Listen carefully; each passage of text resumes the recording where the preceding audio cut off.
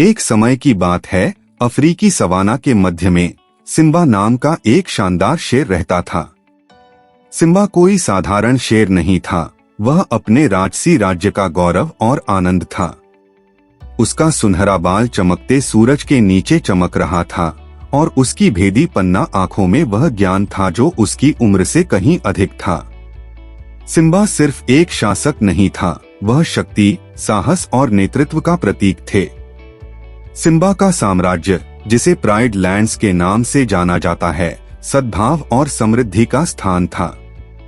Savanna के जानवर शांति से एक साथ रहते थे और सिम्बा के बुद्धिमान शासन के तहत वे फले फूले। मृग स्वतंत्र रूप से चरते थे, ज़ेब्रा घास के मैदानों में नृत्य करते थे और हाथी विशाल मैदानों में घूमते थे।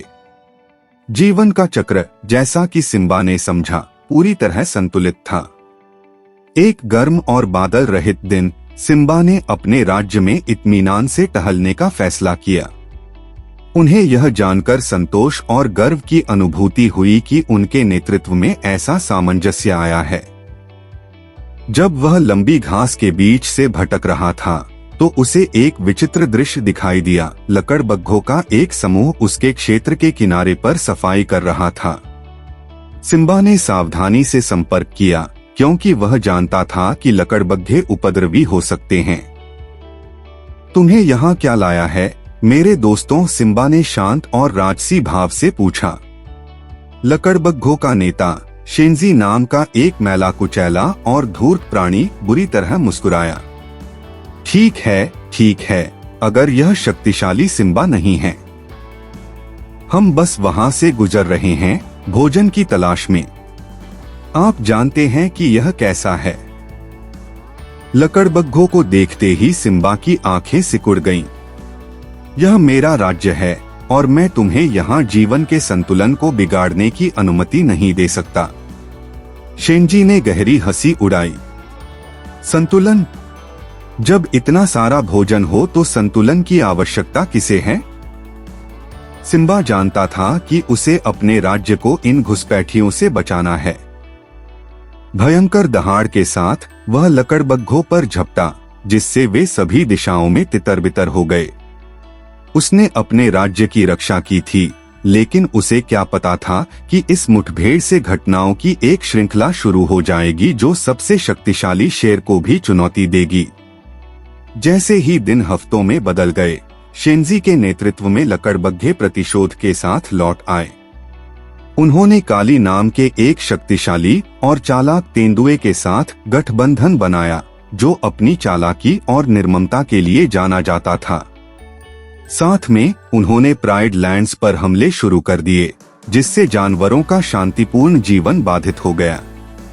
सिम्बा जानता था कि वह अकेले इस नए खतरे का सामना नहीं कर सकता। उन्होंने अपने सबसे भरोसेमंद दोस्तों टिमोन और पुम्बा, मेरकट और वॉर्थोग जोड़ी, रफीकी बुद्धिमान लंगूर जो उनके सलाहकार के रूप में काम करते थे, को इकट्ठा किया। उन्होंने गौरव भूमि की रक्षा करने और शांति बहाल करने के लिए एक योजना तैयार की। इसके बाद जो युद्ध हुआ वह भयंकर और अनवरत था। सिम्बा ने अपनी पूरी ताकत से लड़ाई की, उसकी शक्तिशाली दहाड़े पूरे सवाना में गूंज उठीं। टिमोन और पुम्बा ने लकड़बग्घों को मात देने के लिए अपनी बुद्धि और चपलता का इस्तेमाल किया, जबकि रफीकी ने जमीन के बारे में अपने ज्ञान का इस्तेमाल चालाक जाल बिछाने के लिए किया। साथ में वे आक्रमणकारियों को पीछे धकेलने और गौरव भूमि को पुनः प्राप्त करने में कामयाब रहे, लेकिन जीत की कीमत चुकानी पड़ी। युद्ध में सिम्बा घायल हो गया था और उसका एक समय का गौरवशाली बाल जख्मी हो गया था। शारीरिक चोटों के बावजूद उनकी आत्मा अटूट रही। उन्होंने अपने राज्य की रक्षा की थी और जीवन के चक्र को कायम रखा था। जैसे ही सिम्बा अपने घावों से उबर गया, प्राइड लैंड्स के जानवर उसकी बहादुरी और नेतृत्व के लिए उसे धन्यवाद देने के लिए इकट्ठा हो गए।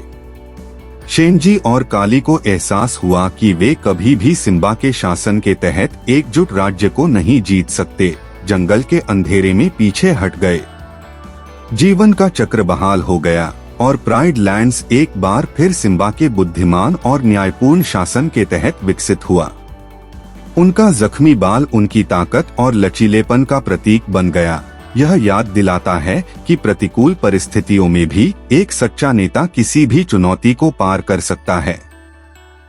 और इसलिए सिम्बा की किंवदंती, वह शेर जिसने सभी बाधाओं के बावजूद अपने राज्य की रक्षा की, अफ्रीकी सवाना में जानवरों की पीढ़ियों को साहस, ज्ञान और एकता के मूल्यों को अपनाने के लिए प्रेरित किया।